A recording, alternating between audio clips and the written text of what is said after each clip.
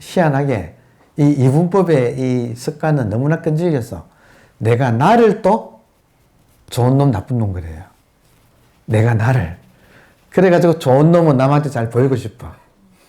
그래서 좋은 놈이라고 하는 가면을 쓰고 다니고 나쁜 놈은 지하실에 가두어요. 그래서 그림자가 돼요.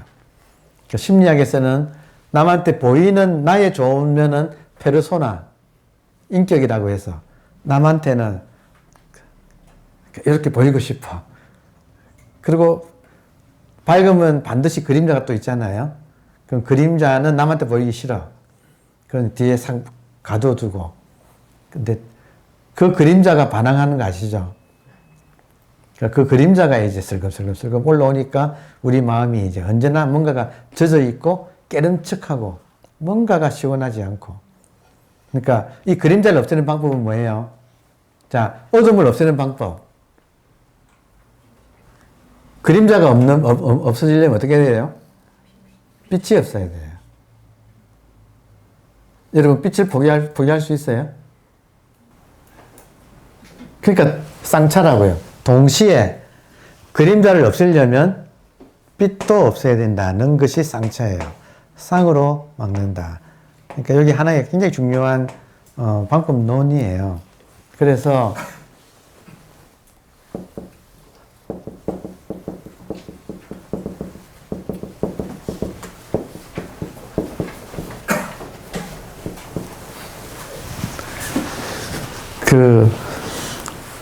제가 서양 철학을 공부할 때 하이데거가 플라톤 철학은 이데아 철학인데 그 이데아의 서구인들은 2500년간 속아 살아왔다. 서구인들은 이데아를 추구하느라고 그것이 인생에 가치 있는 일인 줄 알고 이데아를 추구하면서 이데아의 반대말은 꽃비아라고 해서 현실이거든요. 이상을 추구하느라고 자기 현실을 무시하는, 자기 현실을 희생하는 그것이 서양 철학의 기조라서 그것 때문에 이렇게 괴로웠다. 지금은 그것이 너무 극심해져가지고 더 이상 못 견디겠다. 이게 이제 하이데거의 반성이에요. 그래서 저는 서양 철학을 공부하면서 이 대목에서 상당히 각성이 생겼어요. 왜냐하면 돌아보니까 내 인생도 내 나름대로 이데아를 추구한 거예요. 그 돌아보니까 사람들마다 이데아를 추구했어. 이해되나요? 미친놈마다 주제가 있다고. 그 주제를 진짜 이렇게 끈질기게 추구하는 것이 그것이 인생을 잘 사는 건 줄 알았다고요. 근데 그게 아니더라 이거죠. 그게 아니더라. 이데아에 속지 않기. 이것이 핵심이에요. 그래서 어느 정도까지 이데아에 집착하느냐면 단테의 신곡 있잖아요. 단테의 신곡에 보면 지옥의 문이라고 하는 대목이 나오거든요. 지옥을 갔는데 지옥의 문이 있는 거예요. 그러니까 지옥의 문을 조각으로 만든 게 로댕의 지옥의 문이라는 작품이 있어요. 지금 호암에서 소장하고 있어. 그 지옥의 문에서 꼭대기에 앉아가지고 지옥으로 들어오는 사람들을 느긋이 바라보는 게 로댕이 생각하는 사람이에요. 그러니까 그 생각하는 사람이 지옥의 문에 꼭대기에 앉아있는 그 사람을 그것만 딱 떼면 생각하는 사람이 되는 거예요. 그러니까 지옥의 문에 그 생각하는 사람이 있는데 그 옆에 팻말이, 여러분 지옥의 문에 들어가는 팻말이 뭐냐면 너의 모든 희망을 버려라 예요. 지옥의 정의가, 서구인이 생각하는 지옥의 정의는 너의 모든 희망을 버려라 예요. 희망을 버리는 그것이 인간한테는 지옥이라는 거예요. 이 말은 뭐예요? 희망이 있는 곳은 천당이라는 뜻이잖아요. 맞아요? 반대예요. 인간한테 희망이 없으면 천당이야. 희망이 있으면 평생 고로워요. 이해되나요? 이거를 서구는 완전히 반대로 해놨다 이거예요. 그 플라톤 철학을 잘못 이해해가지고. 그러니까 이상을 추구한, 이상이 희망이잖아요. 이상을 추구함으로써 인생의 가치가 거기서 나온다. 이걸 하여튼 나올 때마다 한 번씩 이런 용어는 익혀두시면 도움이 되니까. 하이데거 철학은 플라톤 비판이에요. 하이데거가 플라톤을 비판하면서 플라톤 철학을 뭐라고 부르냐면 현존의 형이상학이라고 불렀어요. 이 말은 뭐냐면 플라톤 철학은 인간으로 하여금 이상인 형이상학을 추구하면서 현존감을 느낀다 이거예요. 이게 플라톤 철학, 하이데거가 비판하는 플라톤 철학의 핵심이에요. 인간이 자기 가치, 현존감을 언제 느끼는가? 인간은 자기 현존감을 언제 느끼는가? 형이상학을 추구할 때.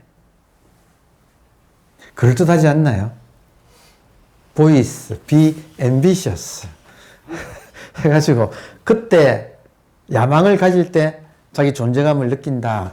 그러니까 야망을 크게 가져서 돌진해라, 매진해라. 이게 서구 철학의 기본 발상이라는 거예요. 근데 이것이 바로 인간을 괴롭히는 가장 기본 그 착각의 핵심이라는 것이 하이데거 생각이에요. 그것이 지금 실존주의 철학으로 지금 대세가 됐거든요, 이게. 그래서 지금 서양인들이 그렇게 동양학을 공부하는 이유가 이 자각에서 일어난 거예요. 그러니까 정리하면 우리가 배운 교육도 서구 교육이죠. 서구의 교육 철학에 의해서 우리가 지금까지 공부해 왔잖아요. 그게 모든 교육 철학의 내용은 인간이 자기가 스스로 가치 있다고 생각하는 현존감, 현재 내가 존재하고 있다는 나는 가치 있는 인생을 산다고 하는 감각이 언제 생기느냐. 이룰 수 없는 이상을 설정해 놓고 돌진할 때 그 자기 존재감을 느낀다. 이게 지금 서구의 교육 철학이에요. 근데 이것이 바로 인간을 괴로움에 빠뜨리는 가장 근본 무지라는 거죠. 그러니까 이상에 속지 않기. 그러니까 역설적으로 여러분 모든 희망을 버릴 때 진짜 희망이 있어요. 그 희망은 무엇이든 가능해진다는 희망이에요. 그러니까 한 가지에 꽂혀가지고 그것밖에 길이 없다고 생각하는 것이 우리의 불행의 가장 근본이에요. 그러면 무엇이 자유예요? 다 버리면 뭐가 남아요? 모든 이상을 다 버리면 뭐가 남아요, 여러분? 지금 이것만 남아요. 지금 이것만 남아. 여기서는 의식을 뗄 수가 없어. 의식이 이렇게 지금 나타나고 있는 이것밖에 없어요. 모든 걸 다 버릴 때 버려지지 않는 거. 이 멀쩡한 의식은 버릴 수가 없고 이 멀쩡한 의식이 지금 이런 꿈을 꾸고 있는 거. 이게 다라는 거예요. 이 진실을 깨닫게 되면 꿈 깬 상태에서 꿈속을 집착하지 않고 자유롭게 살아가는 지혜가 나온다. 안거 끝날 때, 안거 끝나고 나갈 때 3개월간 이제 운수 행각을 하시잖아요. 그러면 스승이 그런다는 거 아니에요. 안거가 끝났으니까 세상에 나가서 어떤 사람한테는 되도록이면 유혹에 빠지지 말아라. 길을 골라 다녀라. 이렇게 말하는 사람이 있고 공부가 된 사람한테는 되도록이면 유혹에 빠져라. 그래서 세상 모든 잡초를 일일이 다 밟아라. 어떤 분한테는 잡초 있는 곳은 가지 말라 그러고 힘이 약한 사람한테는 잡초 있는 곳은 가지 말라 그러고 근데 깨달음을 가진 사람한테는 세상 잡초를 하나씩 다 밟아라. 이 말은 그 복잡 미묘한 인간의 감정을 다 소화를 해라. 그게 부자다. 진정한 부자다. 그러면서 물들지 않는다. 아름다운 거 아니에요? 피해 다니는 거 말고 겪는데 자유로운 거. 그러니까 안 겪고 자유로운 거 말고 그거는 약해 빠진 공부고 그게 아니라 내가 의식이면 이 의식은 이 현상에 다 겪어도 물들지 않아요. 연꽃이 진흙에서 피지만 물들지 않는 것처럼. 그러니까 우리 공부가 힘이 붙으려면 약간 담대해질 필요도 있어요. 그러니까 초보자가 담대해지시면 안 되고 약간 힘이 붙으면 한번 부닥쳐 보는 거죠. 그리고 자기를 자꾸 실험해 보는 거지. 내가 여유로운가? 이런 것에도 내가 여유로운가? 그리고 넘어져요. 넘어져도 툭툭 털고 일어나는 거지. 그러면서 이제 힘이 붙어 나가는. 그래야 나중에 남을 도울 수 있게 됩니다. 이치의 장애는 무명을 명으로 바꾸는 건데, 무명을 명으로 바꾼다는 말은 내가 의식임을 깨닫는 거다. 됐죠? 자세한 건 생략했지만, 그러니까 내가 누구인가? 의식이다. 그 의식이 무엇인가? 이 자각, 이것. 여러분, 의식이 무엇인가 할 때는 의식을 남한테 설명할 수가 없어요. 그냥, 나 스스로 그냥 이것이라고 할 수밖에 없어. 요 말을 따라오느냐, 못 따라오느냐의 문제예요. 나는 누구인가? 나는 의식인데, 의식이 뭐냐 할 때는 그냥 남한테 설명할 수가 없어. 그래서 그냥 이것이라고 말한다 이거예요. 그러면 이것이 여러분한테도 분명해질 때까지 다른 길이 없어. 지금 공부가 이것저것 할 게 없어. 다만 자기 의식이 스스로 이거구나. 아, 이거구나 하고 스스로 한번 확인되는 거. 여기 하여튼 모든 공부에 지금 방점 여기 찍힌다. 그럼 한번 확인되면 그다음부터는 의식의 생활화.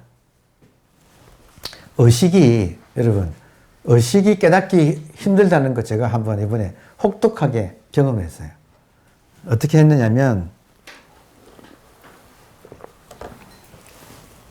부여가면 낙화함이 있고 그 부여가 사비성이라고 해서 백제의 마지막 도읍이에요.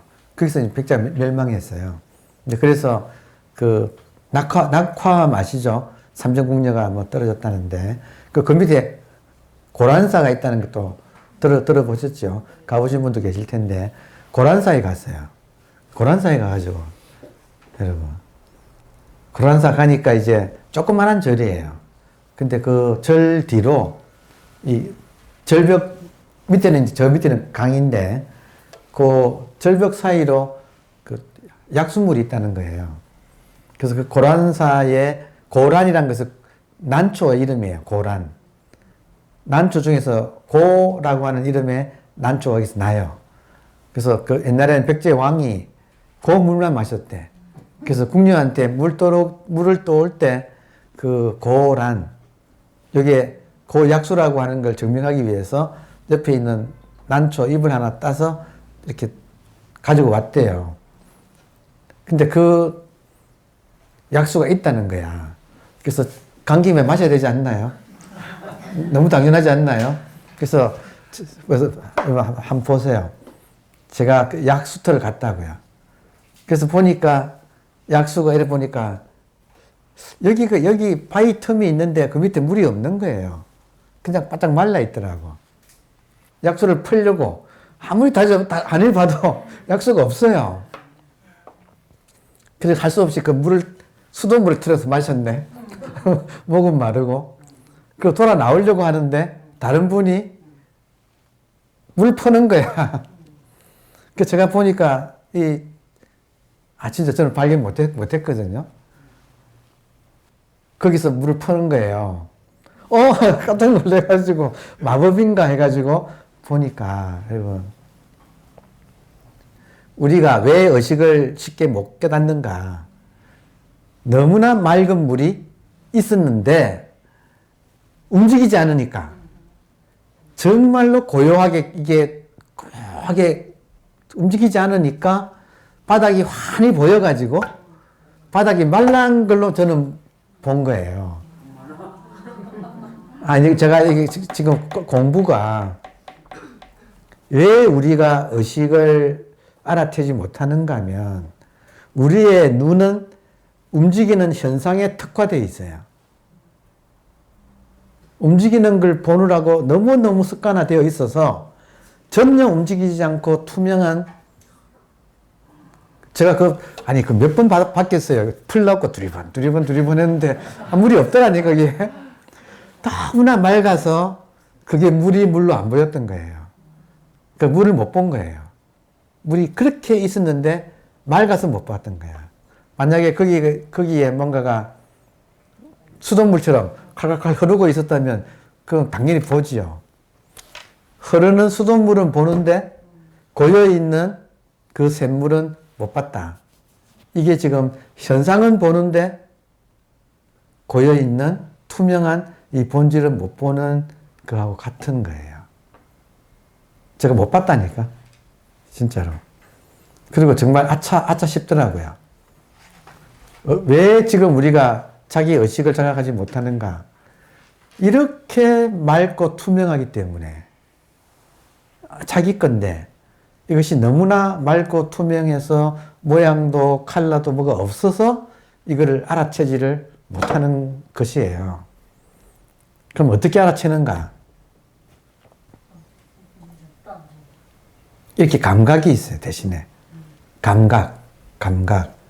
살아있다고 하는 감각.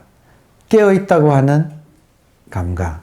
그러니까 역시 결론은 지금 의식 하나를 확실하게 내가 확인하는 작업. 이 작업이 제일 중요하기 때문에 항상 마지막에는 모든 문제는 의식을 깨달음으로서 견성, 성품을 봄으로써 성자는 본질 성자잖아요. 우리의 본질은 여러분 깨어 있어요? 깨어 있다는 감각이에요. 고란사에 가서 그 샘물이 얼마나 양이 풍부한지 몰라요. 양이 조금만 돼 있는 게 아니야. 진짜 양이 엄청나게 많은 큰 게 있었는데 그 바닥만 봤지 그 물을 못 봤다는 거예요. 우리 의식도 너무 맑아서 바닥인 지금 이거 바닥인 현상만 보지 여기에 있는 이 맑은 물을 지금 못 보고 있다 이거예요. 이게 의식이다 이거예요. 그러니까 지금 물고기가 지금 물 속에서 물을 찾는다고 하듯이 모든 인간이 자기 의식 속에서 의식을 찾는 거다 이거예요. 그러니까 여기서 빨리 알아듣는 게 최고라. 황벽선이 그랬잖아요. 한마디에 즉각 깨닫는 거나 10년, 20년 노력하다가 깨닫는 거나 깨달음의 내용은 같다는 거예요. 의식 하나 깨닫는 거예요. 의식이고 이 당연한 이 의식을 깨달은 것이 다라고 이거 외에는 없다고 하는 의심 이 끈질기게 따라 붙어요. 그걸 극복하는 게 나머지 공부야. 그러니까 처음 깨닫는 거나 보림을 해서 고생 끝에 깨닫는 거나 내용은 의식 하나예요. 전혀 변함이 없어요. 근데 무슨 차이가 있는가? 따라 붙는 그 분별의 의심. 그 분별심은 소유욕이에요. 이게 나한테만 있어야지. 내한테만 있어야지. 그래야 나만 깨달은 이 권력자가 되지 하는 그 끈질긴 욕망이 따라붙는 게 그거 이기는 게 나머지 공부의 보림이에요. 그러니까 도노의 내용은 이 멀쩡한 지금 깨어있는 이 의식 깨닫는 것 이것으로 끝이다. 그런데 그 뒤에 점수라고 하는 것이 사람마다 필요하더라. 왜냐하면 설마 이게 다예요. 이게 다예요. 또 없어요. 그리고 하나만 있어야 되는데 왜 이거는 다 있는데 나만 있는 거 좀 없어요. 하고 특별한 체험 같은 거. 마약처럼 나만 하는 어떤 거. 그러니까 그것이 쉬워지는 게 그 다음 공부예요. 그러니까 깨닫고 그 다음에는 쉬는 건데 그 쉬는 거는 끊임없는 이분법의 유혹을 이겨내는 거예요. 그래서 하여튼 모든 우리 선배들이 한결같이 보조국사니 누구니 할 것 없이 다 한결같이 깨달은 것은 이걸 깨닫는 거예요. 부처님까지 포함해서 이건데 문제는 이것에 대한 확신을 흔드는 것이 우리의 욕심, 분별심 이런 것이 흔든다. 그러니까 그거를 이겨내는 것이 그 나머지 공부다. 이렇게 할 수 있어요. 그러기 위해서는 결국 어떻게 해야 돼요? 제 생각에는 화두 하나를 이것이라고 하는, 이 문구는 좀 긴 것 같아. 그냥 이것. 이것이라고 하는 거 하나를 딱 가지고 살기. 눈 뜨자마자 이것. 그리고 조금 이렇게 정신이 경기에 부닥쳐가지고 정신이 흔들릴 때 이것. 항상 이것은 있어요. 그 맑은 샘물이, 그리고 제가 그 물을 퍼가지고 먹었을 때 얼마나 시원했게요. 못 보던 물을 그 발견한 그 기쁨이, 그러니까 인간은 이렇게 실수를 해야 돼. 그래야 수업실에서 먹잖아요. 나중에 가시면 한번 보세요. 처음에 보면 물이 안 보여. 그리고 나만 안 본 게 아니에요. 그때 여러 사람이 같이 갔거든. 다 못 봤어요. 이 의식을 못 본다고, 이게. 진짜 지금 눈 뜬 장님이에요. 근데 한번 알아채면 그다음부터는 언제나 물을 퍼먹는다. 얼마나 시원한지 모른다. 이게 인간 구원의 길이에요. 그러니까 그거를 지금 계속 모든 수업 시간에 이걸 반복할 수밖에 없다. 그러나 반복을 통해서 의식을 생활화한다. 이 말 이해되세요? 의식을 깨달았다고 다가 아니더라고요. 이것이 생활화되어서 순간순간 내 생활에서 의식이 항상 확인되는 삶. 그게 인간 행복의 가장 지름길이다. 유일한 길이다. 이렇게 말씀드릴 수 있겠습니다. 감사합니다.